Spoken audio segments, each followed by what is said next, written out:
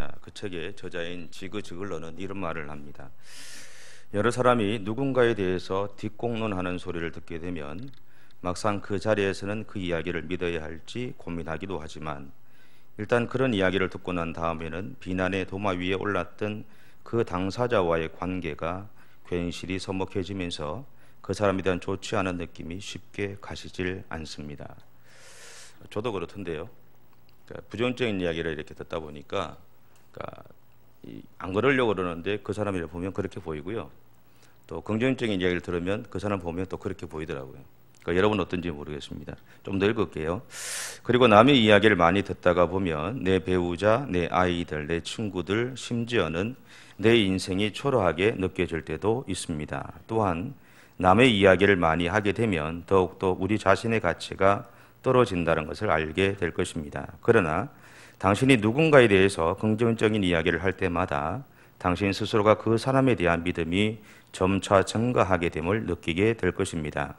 이런 의미로 하나님을 찬양한다는 것은 하나님과의 관계를 더욱 가깝게 하는 것이며 큰 소리로 기도한다는 것도 하나님과의 관계를 더욱 가깝게 하는 하나의 방법입니다. 우리는 오늘 이 하나님과의 관계를 친밀하게 함으로써 그의 인생에 일어난 감당하기 어려웠던 일들을 감당해 갔던 한 믿음의 사람을 만나게 됩니다. 그 사람은 요셉이죠. 오늘 본문에서 요셉은 이 자기를 팔았던 형제들입니다. 어떤 면에서는 형들인 자기들을 무시하고 또 아버지의 사랑을 더 많이 받았던 요셉이라고 해서 미워했던 그 형제들을 요셉이 어떤 마음으로 그 형제들의 어떤 감정을 가지고 있는지를 사실은 오늘 성경이 보여줍니다. 그것이 1절에 있습니다. 1절에 보시면 이렇게 되어 있습니다. 그 정을 억제하지 못하여. 1절 처음부터 읽으면 이렇죠. 요셉이 시종하는 자들 앞에서 그 다음에 나오는 것이 그 정을 억제하지 못하여 소리 질러. 그렇게 나옵니다. 이것을 한마디로 표현하면 보고 싶어서 가슴 시리도록 사모했다라는 의미가 이 안에 포함되어 있습니다. 여러분 어떻게 하면 자기를 팔았던 형제들을 사랑할 수 있을까요? 어떻게 하면 자기를 거절한 형들을 용서하고 오히려 보고 싶어 할 수 있을까요? 여러분이 세상에 살아가시지만 세상의 삶을 살아가면서 나에 대해서 좋은 이야기 하지 않는 사람, 비난하는 사람들을 사랑하실 수 있으시던가요?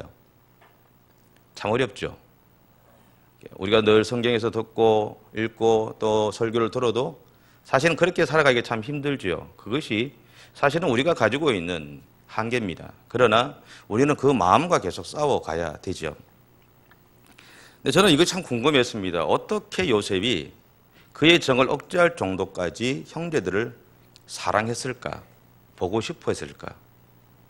분명히 자기를 애굽의 종으로 팔아버렸고 어떻게 보면 자기의 인생을 완전히 망가뜨렸던 사람들인데 어떻게 하면 그를 그렇게 사랑할 수 있을까? 우리는 하나님의 백성이기에 우리가 알고 있는 대답은 하나님이 우리 안에 사랑하는 마음을 주셨기 때문입니다. 맞죠? 그리고 하나님이 주신 사랑 앞에서 우리의 속 좁은 마음은 사실은 무너지게 되죠. 그래서 원망이나 질타가 아닌 가슴 시린 사모함이 생기게 되는 겁니다. 이것을 우리는 하나님의 은혜라고 얘기합니다. 그런데 일반적인 시각으로 보면 지금 요셉의 모습은 상식적으로 이해가 되지 않는 모습이죠.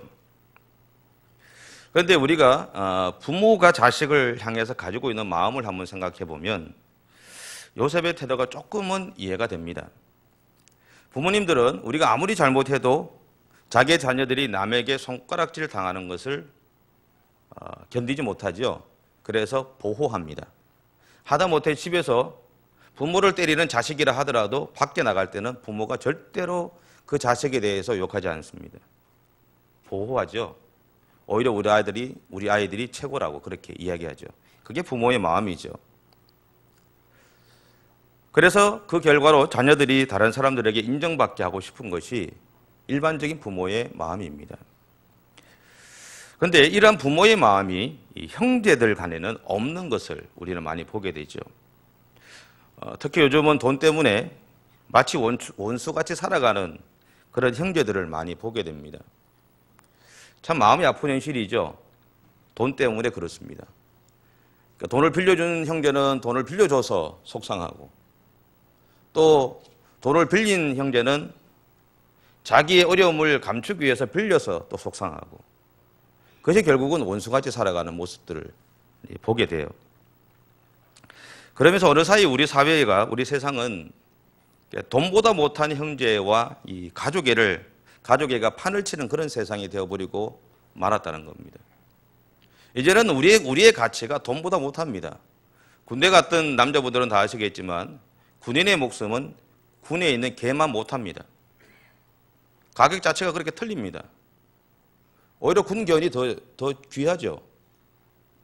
지금 세상의 모습들이 그렇습니다. 돈보다 못한 사람이 되어버렸다는 겁니다. 돈보다 사람의 생명이 못하게 바뀌어버렸다는 겁니다. 그러나 그렇기 때문에 어쩌면 우리에게는 지금이 기회가 아닐까라는 생각을 해봅니다. 우리에게는 그리스도의 사랑을 실천할 수 있는 최고의 순간이 지금이라는 생각이 듭니다. 세상은 사랑에 목말라 하지요. 그래서 여러분 TV를 보시면 드라마도 나오고 뭐 많이 나오잖아요. 보시면 여러분 잘 아시겠지만 뭐 예수 믿는 사람들은 뭐 카바레라 이런 데 안 가잖아요. 그죠? 근데 거기 가보면 별 희한한 게 많거든요. 거기 가보면 돈을 가지고요, 여자도 사고요, 남자도 삽니다. 사랑도 삽니다. 여러분 세상이 그렇죠? 돈만 있으면 여자도 사고요, 남자도 사고, 사랑도 삽니다. 그리고 뻔히 알면서 그 사랑 때문에 사기도 당하죠. 이유는 딱 한 가지입니다. 사랑이 고프다는 이야기죠. 사랑이 메말랐다는 이야기입니다. 누군가가 나를 사랑해주면 그 사람에게 내 모든 것을 전부를 줄 수 있는 그 삶이 오늘 세상 속에서 만연하다는 겁니다. 그 사랑 때문에 돈이 최고라고 이야기하는 거예요. 그렇지만 그 결과로 인해서 사랑을 찾아다니다가 지쳐가는 세상을 우리는 보게 되죠. 그런데 우리는 세상에 줄 수 없는 하나님의 사랑을 받은 사람들입니다. 그리고 그 사랑을 소유한 백성들이죠. 그리고 이 사랑은 우리가 감당할 수 없는 깊이와 넓이를 가지고 있습니다. 그러기에 우리가 할 일은 우리의 삶의 현장에서 만나는 사람들에게 우리가 가지고 있는 사랑을 조금만 나누어 주면 됩니다. 여러분이 가지고 있는 것을 전부를 나누라는 이야기가 아닙니다. 내가 가지고 있는 사랑의 아주 미약한 일부분이라도 나누어 주면 됩니다. 때로는 그것이 친절이라는 것으로 표현되기도 할 겁니다. 때로는 양보라는 것으로 증명되기도 할 거고요. 때로는 조금의 손해로 다가오기도 할 겁니다. 하지만 그것을 통해서 세상은 하나님의 사랑을 접하게 된다는 겁니다. 그리고 그들은 그 사랑 때문에 하나님을 향해서 나아올 수 있는 용기를 얻게 된다는 이야기입니다. 저는 여러분에게 오늘 참 어려운 부탁을 하고 싶습니다. 그것은 뭐냐면 세상이 그렇게 살아가기 때문에 나도 그렇게 살지 않으면 도태될 수 있습니다라는 생각이 우리 가운데 있죠. 여러분 그런 불안함이 없으십니까? 사업하시는 분들 접대하지 않으면 안 된다. 접대하면 술을 먹어야 되고 담배를 피워야 되고 여자를 옆에 끼워야 되고 그 일반적인 거잖아요. 그런 불안함과 감이 분명히 있을 겁니다. 그런데 저는 여러분에게 좀 어려운 부탁을 하고 싶어요. 하나님의 방법으로 살아가시기 바랍니다. 분명히 참 어려울 겁니다. 두렵기도 하고요. 정말 두려운 현실이 여러분의 삶 가운데 펼쳐지기도 할 겁니다. 그런데요, 하나님의 방법을 한번 살아봐 주시면 좋겠습니다. 하형록 목사님이라는 분이 있습니다. 이분은 2번의 심장 수술을 받은 분인데 초등학교 때인가 이렇게 미국에 들어가서 거기서 사업과 또 목회를 함께 하시는 분입니다. 이분이 지은 책이 성경대로 비즈니스하기 P31이라는 것이 있습니다. 젊은 분들 한번 읽어보시면 좋겠습니다. 제가 다 사드릴 능력은 안 되고요. 각자 돈으로 사십시오. 한번 읽어보십시오. 못 사시면 저한테 오십시오. 제가 사서 읽어보고 빌려드릴 테니까. 빌린 거는 반드시 가져와야 됩니다. 그런데 처음에 이분이 심장 수술한 다음에 이식 수술한 다음에 그렇게 기도했답니다. 하나님, 내 심장을 고쳐 주십시오. 사실 얼마나 절박하겠습니까? 근데 한참을 그렇게 기도하는데 어느 날 그의 마음 가운데 이게 아니더라는 생각이 들더랍니다. 그래서 하나님, 내가 하나님과의 관계가 바로 서야 될 것 같다는 생각이 들면서 그의 기도가 바뀌었죠. 내 심장을 지켜달라는 것이 아니라 하나님을 위해 살아갈 수 있도록 해달라고 그의 기도가 바뀌었답니다. 그 이후에 그분에 대한 이야기가 우리나라에도 TV에서 방영을 했다 그러던데요. 방영을 했는데 이분이 미국 사회에서 이 사업을 하면서 굉장히 성장을 했답니다. 그런데 이분의 책의 P31이라는 게 뭐냐면 잠언 31장을 이야기하는 겁니다. 근데 이분이 회사를 경영하면서 이 회사의 정신을 뭐로 세웠냐면 잠언 31장 20절이 한번 찾아보시겠어요? 성경말이 놔두면 뭐 의미가 없잖아요. 그죠? 잠언 31장 20절인데 제가 말씀드릴게요. 구약성경 947페이지. 제가 가지고 있는 성경으로는 947페이지입니다. 잠언 31장 20절. 다 찾으셨죠? 우리 같이 한번 읽겠습니다. 그는 곤고한 자에게 손을 펴며 궁핍한 자를 위하여 손을 내밀며. 아멘. 이분은 이 말씀을 가지고 그 회사의 정신들을 만들었다고 합니다. 그리고 잠언 31장의 내용들을 가지고 회사를 경영하고 비즈니스를 할 때 그 말씀들을 적용해서 하나님의 방법으로 회사를 운영했다고 합니다. 근데 참 놀라운 것은 이분이 미국 사회 안에서 성공한 기업인으로 이렇게 세워졌다는 거예요. 그리고 한국에서도 이제 그분에 대한 이야기를 이렇게 했죠. 그 대신 이분이 기독교 정신으로 회사를 운영한다는 것은 뺐습니다. 그렇게 방영이 됐다고 그래요. 제가 부탁드리고 싶은 거는 이분같이 이렇게 하는 게 이분이 목사기 때문에 할 수 있는 건 아니잖아요. 여러분 힘들지만 한번 해보시면 어떨까 싶습니다. 그래서 제가 그 책을 한번 읽어보시라는 겁니다. 읽어보시면 저도 사실 읽을 겁니다. 아직 못 읽었습니다. 읽어보시면 어떻게 우리가 하나님의 말씀을 우리의 삶의 현장에 적용해서 어떻게 그 말씀대로 하나님의 방법으로 살아갈 수 있는지 도움을 좀 얻으실 것 같습니다. 여러분, 요셉은 어떻게 해서 형제들에게 가슴 시린 마음을 가지게 되었을까요? 첫 번째는 성경을 보면 요셉은 자기의 형편에 대해서 한 번도 불평하는 모습을 보여주지 않습니다. 보디발의 집에 그가 종으로 갔을 때도 요셉은 그 집의 형편에 따라서 살았습니다. 그리고 보디발의 아내의 유혹을 받아가지고 그것을 거절한 결과로 인해서 사실은 감옥에 갇히게 되죠. 근데 그는 감옥에 갇혔을 때에도 그 형편에 따라서 그냥 살았습니다. 제가 계속 두 번이나 동일한 말을 하나 했습니다. 이게 뭔지 기억나십니까? 형편에 따라 살았다는 겁니다. 이 형편에 따라 살았다는 말은 보디발의 집이 종이었을 때는 그 집의 유익을 위해서 최선을 다해서 살았다는 이야기입니다. 그리고 감옥에서는 죄수로서 그 감옥의 유익을 위해서 최선을 다해서 살았다는 이야기입니다. 그 형편이라는 것은 내가 돈이 없어서 없는 상태에서 그 형편에 맞게 산 것이 아니라 내가 돈이 있든 없든 간에 하나님이 나를 그곳에 보내셨으니까 나는 그 현실 앞에서 최선을 다해서 내가 있는 그곳의 유익을 위해서 살았다라는 겁니다. 두 번째는요, 요셉에 대해서 창세기 39장 2절과 3절을 이렇게 얘기합니다. 여호와께서 요셉과 함께 하심으로 그가 형통한 자가 되어 그의 주인 애굽 사람의 집에 있으니 그의 주인이 여호와께서 그와 함께 하심을 보며 또 여호와께서 그의 범사에 형통하게 하심을 보았더라. 한마디로 요셉은 하나님과 함께 했습니다. 곧 하나님의 손에 붙잡혀 살기 위해서 부단히 노력했다는 이야기입니다. 그런데 이렇게 하나님이 요셉과 함께 하시는 모습을 보딜발만 본 것은 아니다라는 이야기입니다. 요셉이 갇혔던 감옥의 간수장도 보았고 그리고 애굽 왕도 보았습니다. 애굽 왕의 경우를 보면 자신이 꾼 꿈에 대해서 그 꿈을 해석해 달라고 애굽에 있었던 모든 술객들을 동원해서 그 꿈을 풀게 합니다. 근데 아무도 못 풀죠. 그때 감옥에서 요셉의 도움을 받았던 술 맡았던 그 간원이 2년 만에 요셉에 대한 이야기를 하게 됩니다. 그리고 요셉은 왕 앞에 와서 꿈에 대한 해석을 해주게 됩니다. 그리고 이렇게 부탁하죠. 앞으로 애굽에 일어날 이 일을 지혜롭게 해결할 뛰어난 인재를 찾으십시오.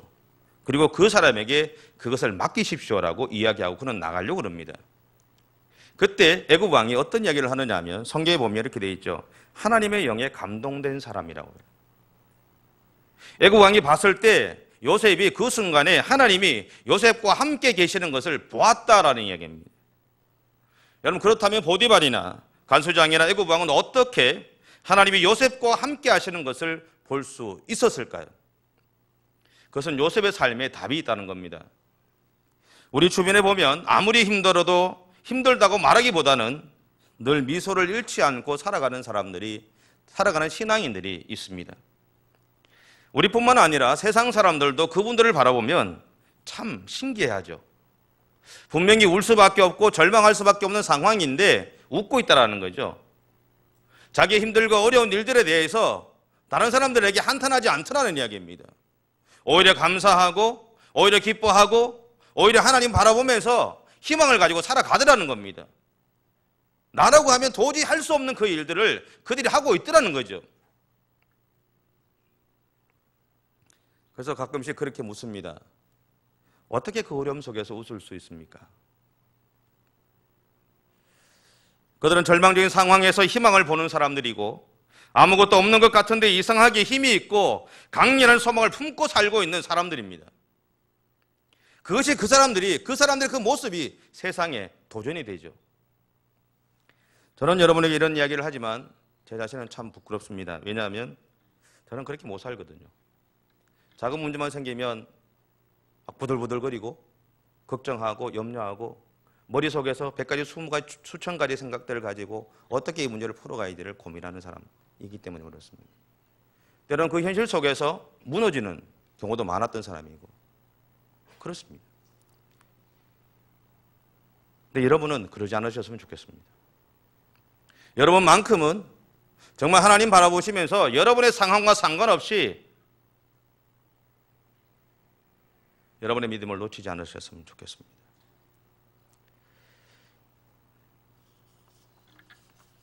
사도행전 16장에 등장하는 바울과 실라를 보면 빌립보 감옥에 갇혔음에도 불구하고 그들은 하나님을 찬양하고 기도합니다.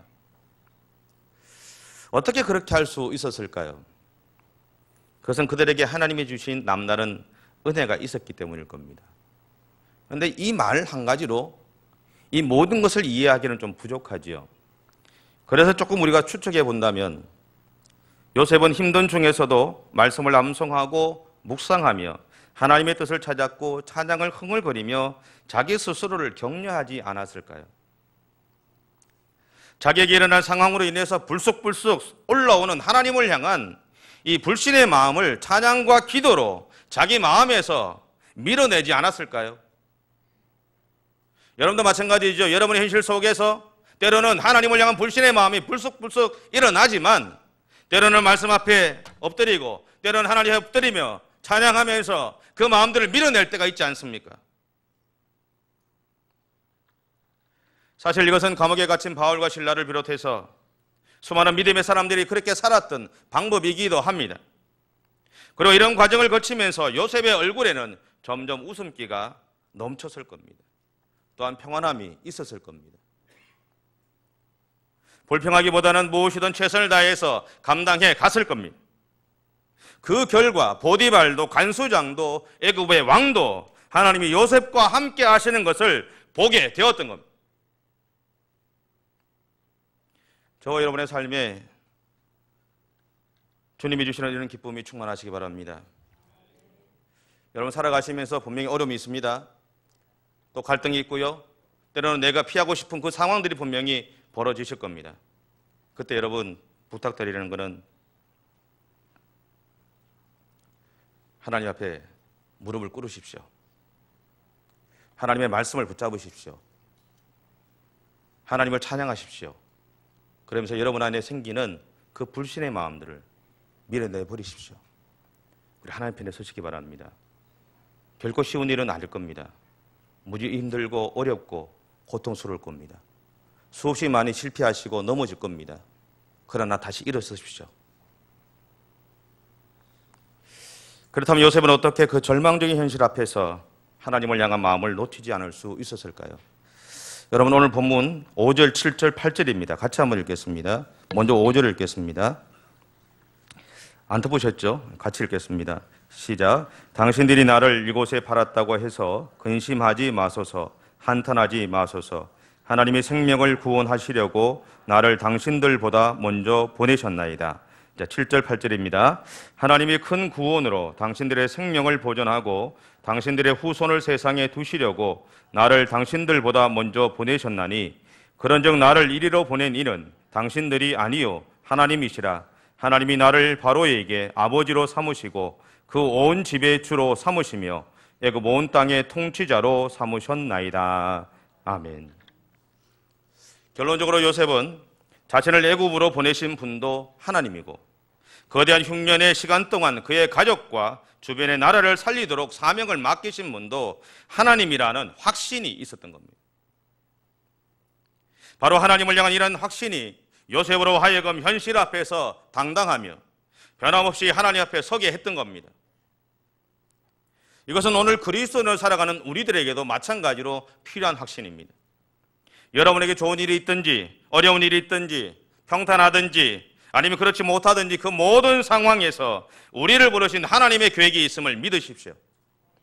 그리고 하나님은 우리를 통해 하나님의 놀라운 역사들을 이루어 가실 것도 믿으십시오. 그리고 확신하십시오.